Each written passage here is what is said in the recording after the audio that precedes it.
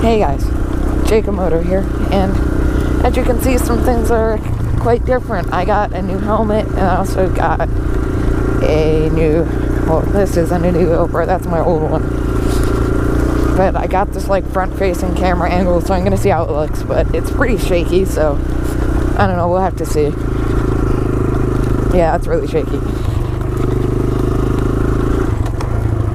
But yeah, if you're wondering, I got a Bell MX-9 MIPS. It's not like the Moto 9 or anything fancy, but it's pretty good for what I'm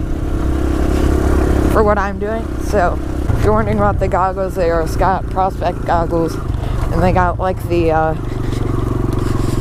lens that kind of auto adjusts or whatever. Like it changes like the tint depending on what. I can't think of the word for it, but whatever. So I got a new mic too. I got a Sony something or other. I don't know. I don't remember what model it is because I'm dumb, but whatever. I'll put the model number up on screen and stuff. So yeah, that's what I'm going to be working with for 2019 and probably for the future, pretty much. Because my old Fox V1 that I've had for probably like 2 or 3 years at this point, it's getting pretty small on me. It's really tight, and taking it off like literally hurt pretty bad to actually take it off. Like my ears are all scratched up and crap because it's so tight. But yeah, now I got this helmet and I'm pretty happy with it so far. Definitely recommend it. It's got MIPS, so my head will be a bit more safe. And one thing I would really like to note about this helmet is how well it cuts through the wind compared to my Fox. Like the visor on this doesn't catch like any wind at all, compared to my Fox one where it just ripped your head back really hard when you got going like 40. Couldn't even imagine what it would be like riding on the highway with it. It'd be unbearable. Your neck would get sore like really fast.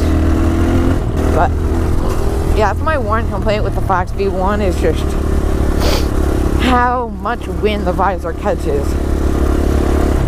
Whether you have it like up or down or whatever, it just catches so much wind. But yeah, that's my motovlogging setup. Well, I guess I'll go into a bit more detail, but basically I got my mic in my cheek pad. I cut a hole in the side of the cheek pad because my Fox had a hole already there for ventilation and stuff, but this one doesn't. So I went ahead and cut a hole there with like with a X-Acto knife and like some side cutters and stuff, and went ahead and just put the mic in it. I'll put like pictures and video of all this stuff as I'm explaining it. And as far as for the mic wire routing, I routed it through one of the vents on top of the helmet.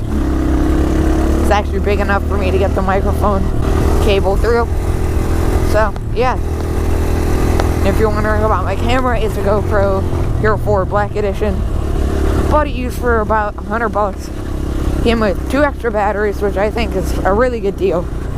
I'll leave links to all the stuff that I have besides the